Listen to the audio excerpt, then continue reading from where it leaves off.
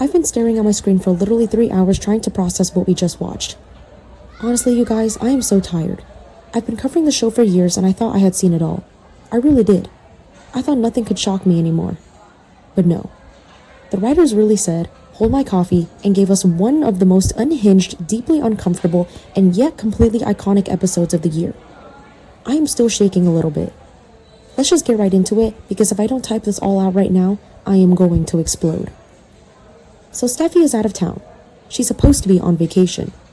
She's supposed to be relaxing, maybe sipping a margarita on a balcony somewhere and ignoring the absolute circus that is her family back in Los Angeles. But this is Steffy Forrester we are talking about. The woman does not know how to unplug. And honestly, why is she checking her home security cameras while she's traveling? Who actually does that? Do you guys do that? Maybe it's a rich person thing. Or maybe she just had this gut feeling. A sixth sense that something was wrong in her sanctuary. And boy, was she right. She opens the app on her phone, just casually tapping the screen. And there it is, the live feed from her own living room. And what does she see? She sees her mother, Taylor Hayes, world-renowned psychiatrist, the woman who has preached morality and dignity to Steffy her whole entire life.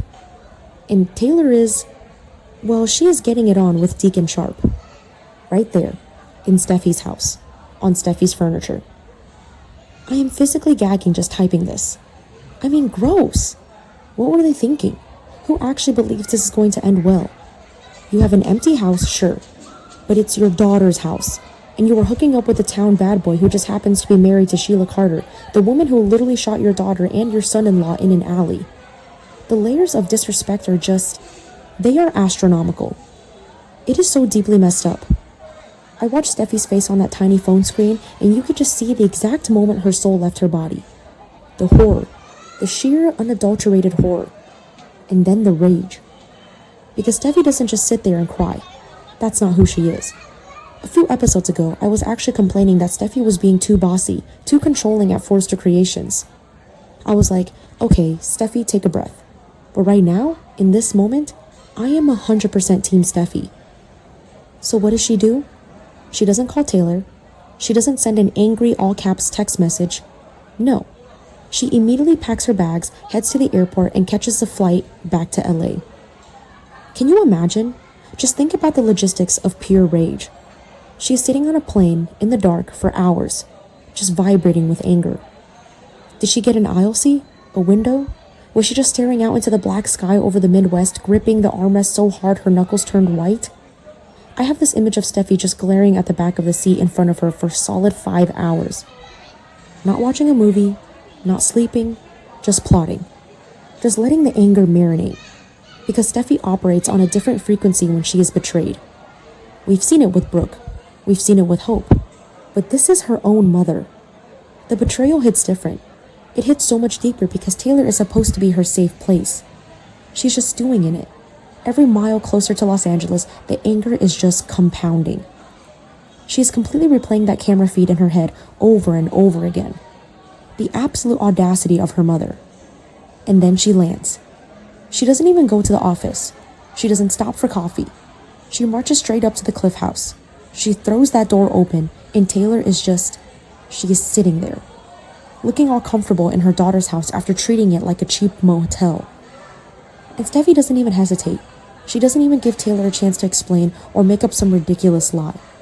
She just walks right up to her and slaps her. A full-on, open-handed, echoing across the room slap. I screamed. I literally screamed at my TV. My cat jumped off the couch. You guys, a daughter slapping her mother on daytime TV? It was so shocking. The sound of it was so loud. And for a second I was like, oh my god, did she go too far? Maybe I'm being too harsh. Maybe physical violence is crossing a line, even for Steffy. I mean, Taylor is her mother. You don't just hit your mom. Okay, that sounded dramatic, but you get what I mean. But then I thought about it. I thought about everything Taylor has put Steffy through lately. The hypocrisy, the constant lecturing, and then bringing Deacon into the home where Steffy's children sleep. The home where Steffy has tried to build a safe haven away from all the trauma Sheila has caused them. And Taylor just invites that darkness right back in. So yeah, I changed my mind. The slap was deserved. It was the physical manifestation of years of frustration. And the dialogue! Oh my god, the dialogue was just chef's kiss. Steffi is breathing heavy, her eyes are wild, and she just spits the word at her. Shameless. She calls her own mother shameless. And it hits so hard, because it's true. Taylor has lost the plot. She has completely lost her mind. The fans on social media have been saying for weeks that Taylor is acting out of character, that this whole Deacon thing is just a midlife crisis on steroids. But this is rock bottom. And can we just circle back to the house for a second? The Cliff House is iconic. It is a beautiful, multi-million-dollar property with a gorgeous view of the ocean. It is Steffi's pride and joy. And Taylor just treated it like a cheap motel off the interstate. I would burn the couch. I would literally drag it out onto the cliff and set it on fire. You cannot keep that couch. The energy is ruined. The feng shui is destroyed. I don't care how much it cost, you have to throw the whole living room away at this point. So Steffi doesn't stop at the slap. She goes full dictator. She points at the door and she kicks Taylor out. She tells her to get her things and get out of her house, which, fair. But then she takes it a step further, because she is Steffi Forrester, and she doesn't do anything halfway. She demands that Taylor leave Los Angeles entirely. Get out of my house and get out of my city. It's so intense. It's so clunky and raw and messy. It feels like a real family falling apart in real time. And part of me is watching this thinking, can Steffi really banish her mother from a whole city? Like, she doesn't own Los Angeles. But in that moment, in that living room, Steffi is the queen and Taylor is the peasant who just committed treason. But here's where the episode completely derailed my brain. This is the part where I actually had to pause the show and just walk around my apartment for a minute because I couldn't process the sheer delusion. Taylor doesn't break down. She doesn't cry and beg for forgiveness. She doesn't say, "Oh my god, Steffi, you're right. I made a terrible mistake. I was weak." No. Taylor touches her cheek where Steffi slapped her. She stands up straight. And she refuses to leave. She looks her furious, traumatized daughter dead in the eye and says she is not going anywhere. And why? Why is she throwing away her relationship with her daughter? Why is she risking Sheila coming after her with a literal weapon? Because, according to Taylor, Deacon Sharp is the true love of her life. I'm sorry, what? What? Deacon Sharp? The guy who used to be married to Bridget? The guy who slept with Brooke while she was married to Bridget? The guy who is currently married to the woman who tried to murder Steffi and Finn in a dark alley behind a restaurant? That Deacon Sharp is the true love of your life? I can't. I literally cannot. What about Ridge? What about the decades of fighting Brooke for Ridge's soul? What about the epic love story that defined Taylor's entire existence on this show? I mean, let's be real. Ridge is toxic as hell, and I have been begging Taylor to move on from him for years. I wanted her to find someone new, someone safe, a nice doctor from out of town, a wealthy businessman who doesn't have a history of waffling between two women. But she chose Deacon. And not only did she choose him, she is now rewriting her own history to declare him her ultimate soulmate, her true love.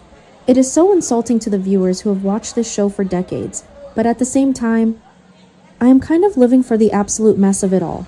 It's a train wreck. It is a beautiful, flaming, catastrophic train wreck, and I cannot look away. When Taylor said those words, Steffi looked like she was going to be sick. And honestly, same, Steffi, same. How do they even move forward from this? There is no coming back. You don't just bounce back from slapping your mom and kicking her out of town because she's hooking up with your attempted murderer's husband on your sofa. That is a bridge that has been burned, blown up, and the ashes have been scattered into the Pacific Ocean. I keep thinking about the bigger pattern here. The writers love to destroy Taylor's dignity every few years. It's like a cycle. She comes back, she's the moral compass, she's the voice of reason. And then slowly, piece by piece, they tear her down until she is doing something completely unhinged. But this feels different. This doesn't feel like a temporary lapse in judgment. This feels like a fundamental character shift. Taylor is choosing her own chaotic desires over her family's safety. She is choosing a man, a very questionable man, over her own daughter. And what is Deacon doing during all of this? He's probably back at Il Giardino making a pizza, completely oblivious to the fact that World War III just popped off in the Cliff House because of his magical charm. I mean, what does this guy have? Seriously, what is his secret? He has managed to bag Brooke, Quinn, Sheila, and now Taylor. The man is a menace to the high society women of Los Angeles. Okay, maybe I am being too harsh on Deacon. I mean, the guy has tried to turn his life around. He owns Il Giardino now. He wears nice suits sometimes. He's not a complete loser anymore. But he is still married to Sheila. That is the sticking point. You cannot be the love of someone's life when you are currently sharing a bed with a nine-toed psychopath who wants to destroy your daughter. It just doesn't work that way. The math is not mathing, Taylor. And what is Ridge going to say when he finds out? Oh my god, Ridge. I didn't even think about Ridge until just now. When Ridge finds out that his doc is hooking up with Deacon, his head is going to explode. He hates Deacon. He has always hated Deacon. Ridge is going to march down to that restaurant and probably throw Deacon into the pizza oven. And you know what? I might actually root for Ridge for once. Which feels weird to say, because I am usually so tired of Ridge's macho nonsense, but in this specific scenario, throw him in the oven, Ridge. Do what needs to be done. I mean, I'm sitting here drinking lukewarm coffee and I just can't get over the sheer disrespect of it all. Taylor is a mother. She is a grandmother. And she is acting like a college freshman who just discovered freedom for the first time. It is so embarrassing. It is secondhand embarrassment to the extreme. And what makes it worse is that she doesn't even see it. She thinks she is living out some epic star-crossed romance. She thinks she is Juliet and Deacon is Romeo. But guess what, Taylor? Romeo didn't own a pizza restaurant, and he wasn't married to a woman who cuts off her own toes to fake her death. The delusion is just staggering. It is staggering. And Steffy, poor Steffy. I know a lot of fans on social media give Steffy a hard time. They say she's a hypocrite. They say she's always in everyone's business. But you guys, she was just trying to go on vacation. She was just trying to get away from the drama for like 2 days. And instead, she gets a front row seat to her mother's midlife crisis broadcast in high definition on her iPhone. I would need therapy for years. I would need Taylor to pay for my therapy, which is ironic because she is a therapist. Maybe she should analyze herself for a minute. I am just so exhausted by this storyline, but I also desperately need to know what happens tomorrow. Will Taylor actually pack her bags? Where is she going to go? Is she going to move in with Deacon? Because Sheila is still very much in the picture. And if you guys remember last week, Sheila was already getting suspicious. She found those texts. She knows something.